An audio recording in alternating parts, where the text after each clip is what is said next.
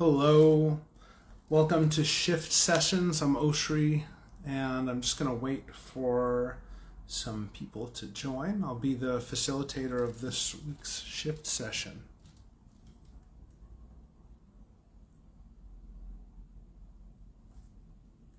Hi, just gave a little intro and we'll wait a little bit. We'll wait a couple minutes for more folks to join in for our session. Again, I'm Oshri, and it's really good to be here. Glad to be able to take this space this evening.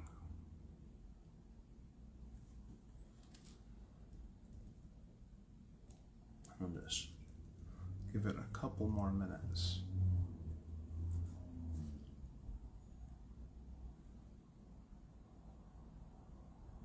Just gonna check that my phone is being disturbed. Good. And I think that'll be Nadia on the other end through Shift Community, if I'm not mistaken. Good to see you here.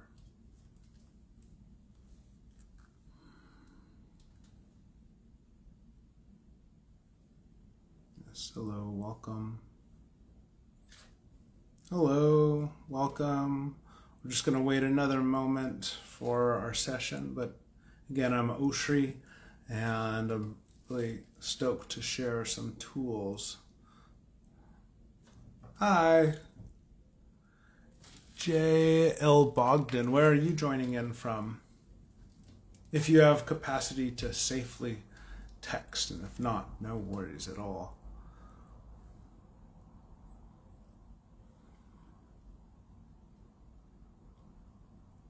Awesome. Yeah. It's good. It's good to be able to take space for shifting. It's a really good name you have here.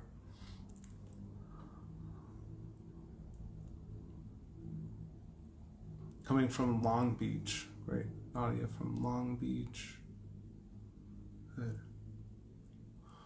Well, shall I go ahead? This is going to live up on the page, so I'm happy to go ahead, and anyone else who joins, and others can see it later.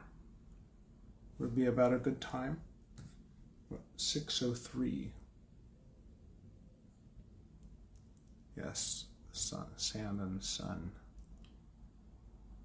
Well, I'll go ahead and get started, and I'll look out for anyone else who comes in. But my name is Oshri Hakak, and I work with NAMI Westside Los Angeles. I'm the school program coordinator, so I do mental health programming for basically all the way kindergarten through 12th grade. And I'm an author, illustrator of, I usually say children's books. Hey, Brenda. I usually say children's books, but they're really books for, I say, age 2 to 202. So if anyone is younger than 2, they may not be for you. If you're older than 202 years old, then you might find them a little immature. But anyone in that age bracket should work. So we're really speaking to the inner child.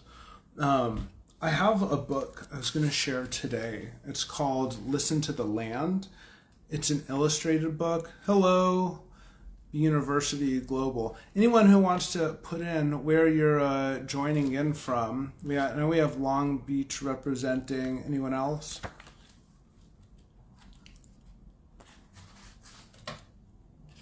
Awesome.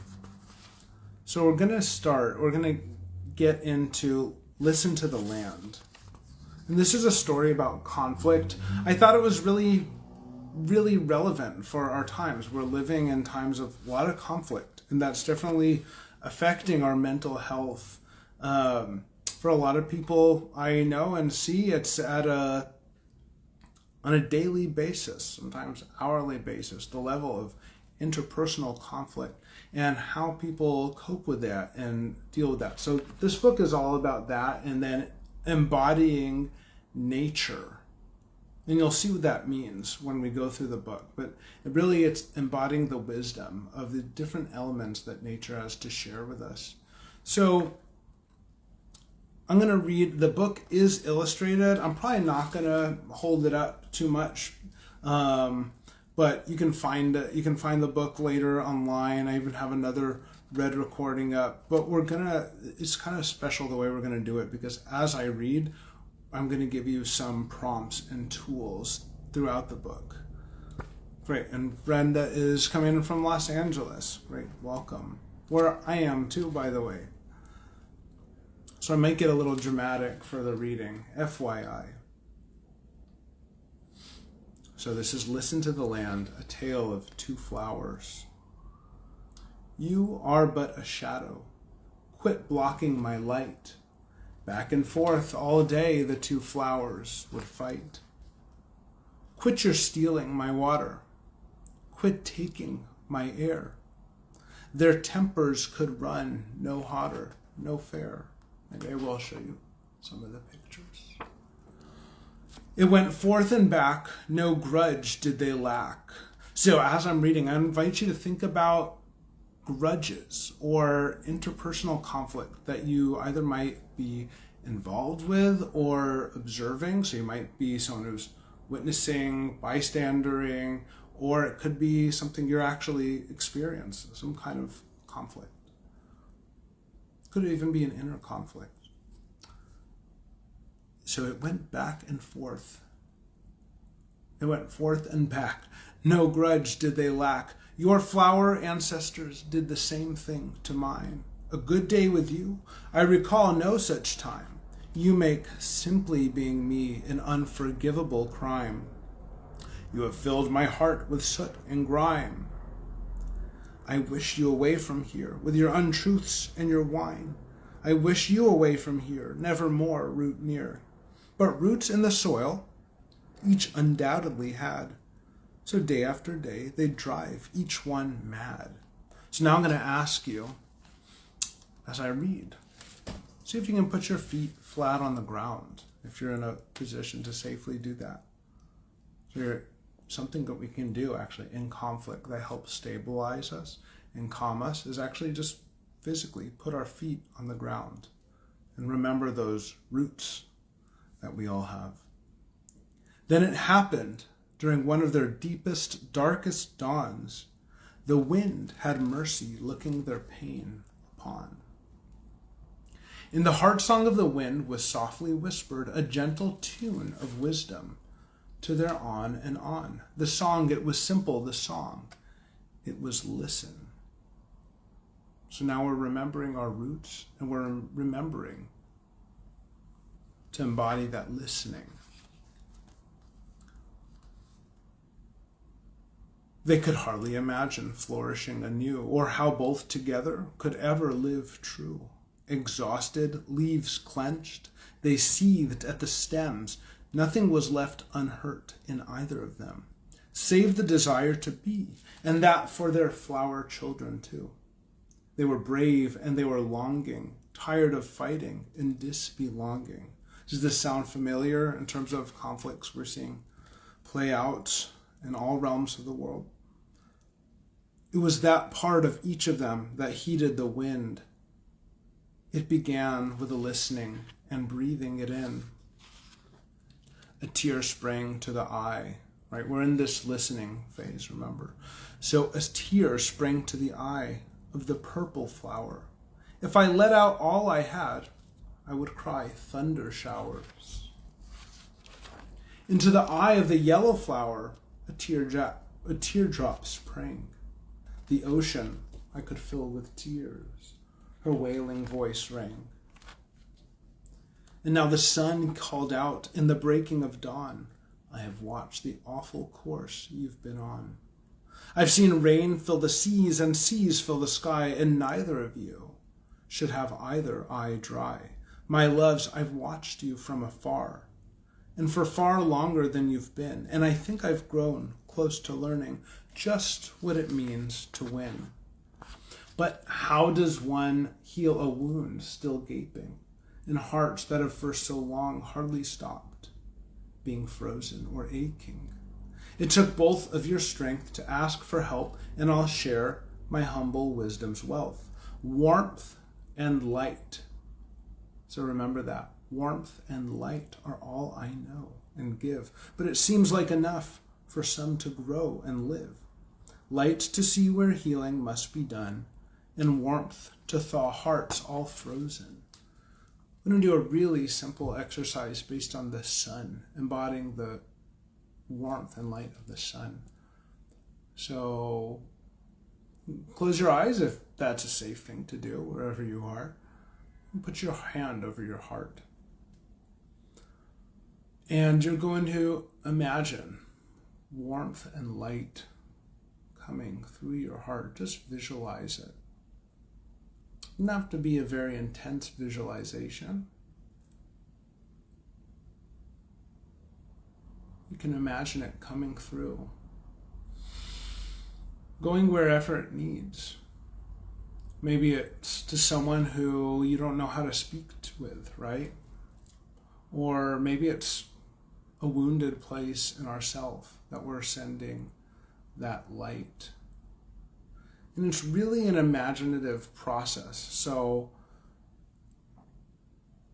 I'd suggest you just go with it. Go with letting your imagination run your sensation. So that sense of sending care, warmth, light to someone you may be in conflict. Or maybe it's a conflict that you see external to yourself on the outside, but you're still sending warmth and light there.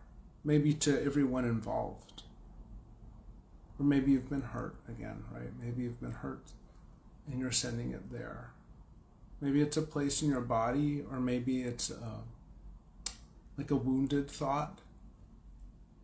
So wherever you need that warmth and light that embodies our generous sun. Now, I'm going to keep reading. Now the heart song of the moon softly bloomed. Loves, I know what it is to be a light in the dark, to feel everything around me all bleak and stark. To feel that unless over the swallowing shadow I shout, then for me, for my light, it would mean I am out. But long ago, I began to practice the courage to wane and to let other bodies shine too, to lessen our pain. I found a way to listen. So when it seems like I'm gone, that's when I'm most on my way to my glow fully grown. Indeed, waning is the only way I know to explore the depths of my own shadow. It's the only way for the stars and I to dance. So please take courage, my loves.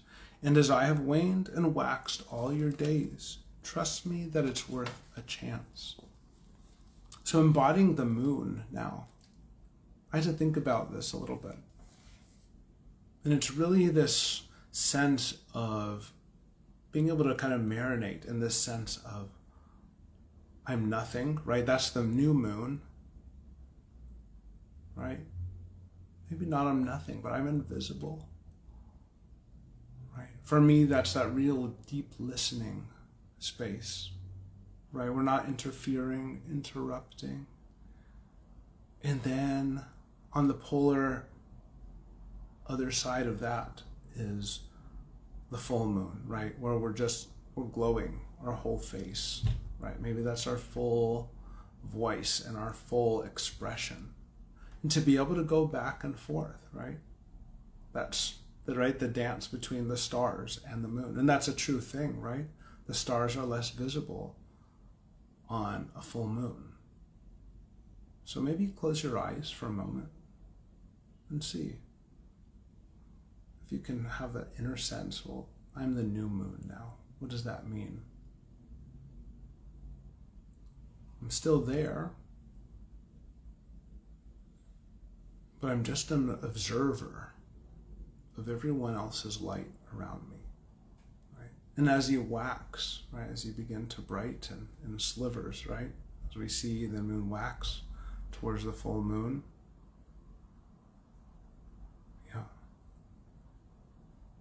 see the moon wax towards a full moon. Then we come to our fuller expression, our fuller light or glow, right? Could you imagine if people had that in their conflict belt, right? I'm just really listening. I'm the new moon. And then they decided, well, I'm going to be a half moon now because I have something to say, right? I think we have a lot of people who want to be a full moon all the time. And I'm not going to go too much into that because there's another tool for you, another embodiment that you can contemplate about the moon. And you might even come up with some of your own wisdom feeling into that. I'm going to keep reading because we have another character coming up. Now the heart song of the water came flowing through. How long I've been waiting to speak with you. Burbling in a playful trickle, the water touched the flowers in a way that tickled. I have my faults, I'm often not so stout, but my flexibility is what allows me to flow in life throughout. You can't easily hold me, and I'm not easily controlled, nor do I make anyone else fit to a mold. Not a mold for their story, nor for their meaning of glory. Flowing through all life, I learn more and more each day. And being fluid is how I learn the best way. You flowers are made mostly of me anyway. So what if you grew curious and open to finding some channels of common hoping? This one, embodying the water for me. And again, for any of these, you might have your own thing. This one is just wiggling, allowing us to feel kind of silly doing it, but to be aware of that water. We are mostly water, right? Any jiggle of my hand is mostly water, right? We wouldn't be able to move, right? Think about how water, whether it's flowing through like human-made irrigation or a ravine in a river or a creek bed, right? It's that flexibility to take form of what is, right? The solidity around it that allows it to be so mobile, right? And to move down with gravity, right? So that's the water. I could have demonstrated that better. I could have gotten more wiggly or jiggly, but I think you got the idea. I'm going to keep going to our next element here. And Nadia wrote, wow, so true. The stars are less visible on a full moon. Yeah, that's right. And it goes back and forth like a conversation over time. And that even makes me, wow, what if we allowed conversations instead of just feeling like you're bringing more moon wisdom and ideas to my head? What if we allowed, instead of the conversation has to come to fruition in an hour or in 20 minutes or in 30 minutes or 2 hours, we have to feel some kind of settledness. Of course, that'd be great. But what if we said, oh, it's a conversation that happens over a month or two, right? And we allowed ourselves to shift and move and allowed the other people to shift and move and take space, right? And we allowed that balance to come forth so we don't have to have the whole resolution happen immediately. And of course, that said, there are situations we want to resolve immediately. And when it comes to the interpersonal, wow, that space can be so helpful, right? Not deciding, well, I'm not going to talk to this person because they're only a full moon. Well, maybe we give it some space. They have some maturity, they wane, or maybe it's us who needs to do that. Anyway, thanks, Nadia. You inspired that other thought. I'm going to keep going with our next character, who we've seen before, because the spirit of the wind returned, growing and gusting with full gusto. Breathe deeply, my loves. Take me in to caress you. Let me help you to release the grip of fear, for some kinds of fear can bring a scary thing near. Take me in. Let me hold you. Let me help you feel safe. Let me move in you and move you to lessen your strife. Let's take a deep breath together. And let it out slowly. Right. And we can feel, how does the wind, how does it hold us as we hold it? Hello, Melissa, welcome. We're embodying the wind now. We're taking a deep breath together.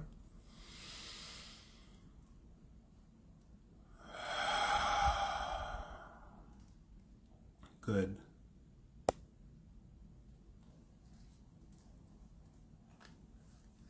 I'm going to also go one little thing into the wind. This is one of my favorite lines of the book. Some kinds of fear can bring a scary thing near. Right? When we're scared, we may be more likely to make decisions that allow scary circumstances to play out. And it doesn't mean the fear is not valid at all. But it does mean, wow, we can use the wind, or the air in us, to shift, which is what this is all about, right? So we're going to go now to the stone. I'm just going to check our time real quick. We're good. Okay. The stone's heart song came forth of great grounding worth. Despite your tears and your sorrows, your anger and pain of the worst, can you find a stillness in you that tunes in to your mirth? That's joy. I found that joy is so helpful for when things are rocky. If I want to be steady and stable, but not cocky, I've got to check that my head not got too blocky. I'm inspired by sand, humble and tiny little me's. Me's that have fallen apart, that's sand, if you please. Soft yet strong, sand with mud can hold up mighty trees. So I'm just going to invite you to sense a feeling of solidness, of stone.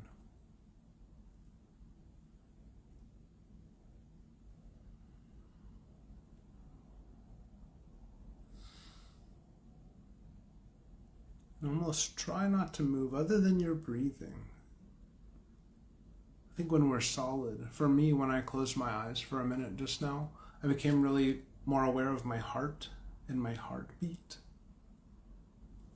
So when we embody that solid stillness, it improves our listening even more. We're really steady for ourselves, right? That can also help really mellow down conflict when we're a steady partner in conversation, right? We're solid. And then there's that sand element too, right? It's not like we have that capacity. Well, we're soft. We're made up of solidity, but we're also soft. Right? And with that, a great tree chimed in with cautious cheer. I couldn't help but notice you lovely flowers often jeer. But see the way I've grown so very tall and have room in my branches to host for all. Well, that's in part because I've softened my heart's outer wall. I remember all creatures are made of air, water, soil, and the light that moves in us during life's sacred coil. I plead with you that with all your strength, when you speak with one another, you might invite a breath of greater length. Find words that paint a flower as a flower. Find words to honor both of your precious life's hours. I breathe for all life, and all life breathes for me. These are just some of my thoughts as a tree. So we did this a little earlier. I'm going to invite you to embody the wisdom of the tree by having your feet flat, if that's a safe and comfortable and possible thing for you to do right now. Feet flat on the floor. If you're sitting on the ground, you can imagine it going through your tailbone. But you're going to visualize roots coming down deep, deep, deep into the ground. And as you breathe slowly and deeply and really fully, you're imagining that as the roots deepen, your roots, they branch out. And there's some point where they begin to intersect with other people's roots. And there's a point of depth where we cannot tell what's our root and what someone else's. And just marinate in that feeling of connection. Right? You're literally connected with that other person's roots. At some point, there's no perceptible separation. I really use that. That's a really important one for me. Even if could be a family member or a friend or someone through work or a stranger, anyone that I'm having that kind of conflict, and I'm like, oh, I don't see how we're connected. I'm on such a different page of reality than you.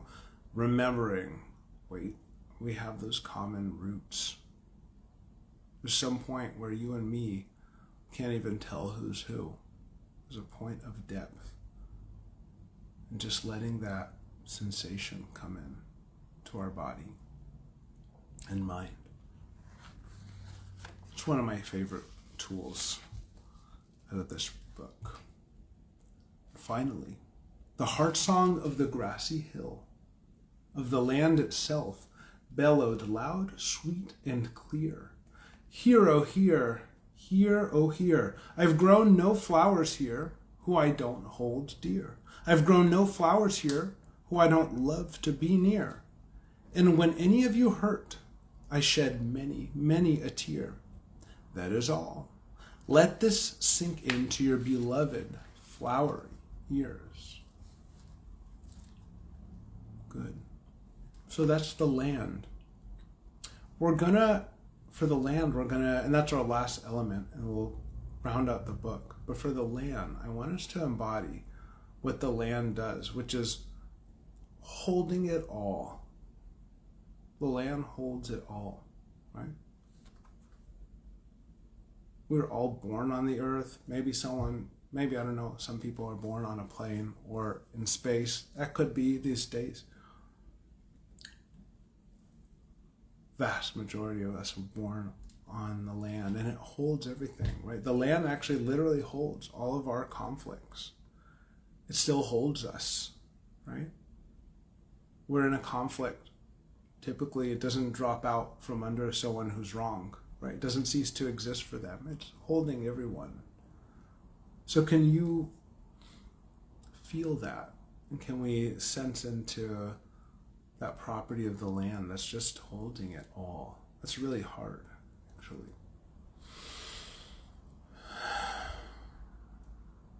But I think if we could kind of marinate more in that sensation of what the land does for us and how it holds us all up, right? We might angle differently towards each other. We might be okay holding someone else's experience, someone else's perspective, right? The land doesn't cease to exist for someone who has a different perspective, right? It sounds so simple and kind of ridiculous, but it's also profound, right? If we could embody that. Yeah, thank you. Yeah. I wasn't sure if I was like off the rails there, but I'm glad that made sense. So I'm going to keep going. So the flowers, they wept and they breathed. They stood still and they grew. They had now heard the voices of the land. They thought they knew. You see, these words had revealed to them that they had but one heart, and they grieved for all the time they had felt so apart. They felt the one heart beat in them and in each voice of the land. It was time to let their compassion expand. They spoke respectfully to one another of their great sorrows, and a space for hope opened for the rest of the day and for all the tomorrows. When I feel into my roots, I see enough of you is part of me, and enough of me is part of you. That if I refuse to care for you, I refuse to care about me too. And when I feel into my roots, I see enough of you as part of me and enough of me as part of you, that if I refuse to care for you, I refuse to care about me too. And in their breathing and in their growing, they turned to face each other for the first time. It was the hardest thing they'd ever done. For a while, now they felt their roots as one as we practiced. Their stems had faced away from one another since their lives had begun. And now they came to a profound halt. For the first time, they clearly saw their own true fault. So if you'd like to visualize, what would it be like to just calmly, respectfully face whatever that point of conflict is, right? Whether it's in you or out of you. Each flower was a gasp at the beauty of the other that had arisen from their common earth mother. Each was a gasp at the lovely majesty and grace that they saw when they finally stood face to face. They had so long abided side by side, blinded by fear, hatred, and anger's tide, mistaken that shadows were all they were. They sobbed in awe and love amidst this great heart stir. How they struck each other now, this time with each other's gorgeousness. And in the clear eyes of the other, they also saw their own sweet loveliness. And we're just winding down. It's almost time. But we have to close the story. The heart song of the flowers. So together they wrote a common song. It was new. And this is how it went along. Now we listen to the land, and the land gives us a healing hand. We will not be forever in this precious, precious life. We're here to live in gratitude and not to be in strife, feeling the pain of all our cries. The land guides tender, strong, and wise. As long as this place and we are here, I will honor you as my dear. May my children be safe and free. This I want for you and you for me. We emerge now from a hurtful mess, each with dignity and worthiness. Breath by breath, together each day, rooted in soul and soil, we'll find the way. Each other we'll nourish. Together we'll flourish. This we pray. So I want to take a moment to inhale.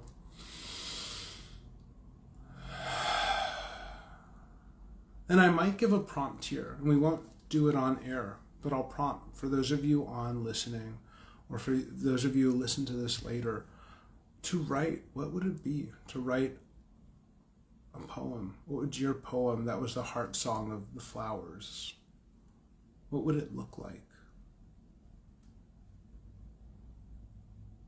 Because writing itself is also another mindful practice, and a practice that helps us shift. So before I close out, I'm just going to review the elements one more time. So we'll take about another minute or two if we got it. Just want to make sure everyone gets everything. So we had the sun.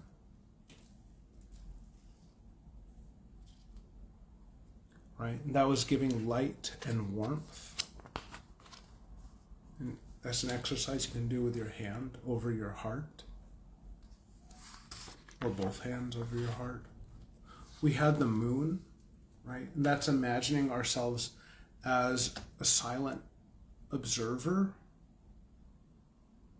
right? And then going to our full moon, right? So between the new moon, where we're invisible, to the place where we are the most visible, and going back and forth and embodying that sensation comfortably.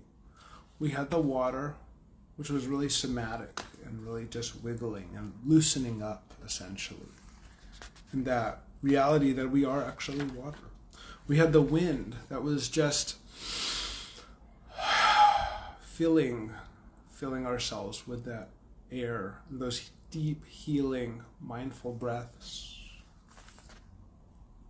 We had the stone embodying that solidity, and in that silent stillness, that we could hear our heartbeat better, right? We might hear and feel our breathing better. We might be able to listen to others better in that space. And we had the tree, where we were imagining and remembering that we all have common roots that go deep, deep down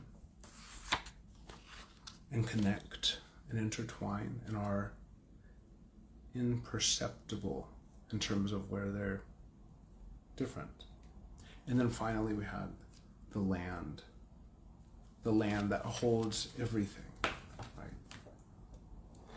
And so I would say, if you take those tools out there, any one of them, great. Even if you just do it a little bit,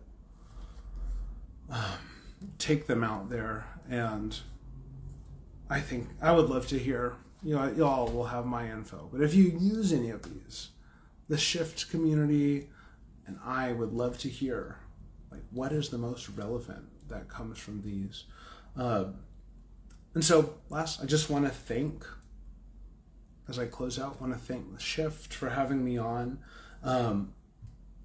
Really appreciated being able to come share, listen to the land. If you want to see more Shift sessions, just DM the Shift, comment on the sessions, and share the sessions. And share the Shift page with your friends too. So this is something that's growing and developing. You can learn more about my work and what I have to offer on in terms of my children's books and art.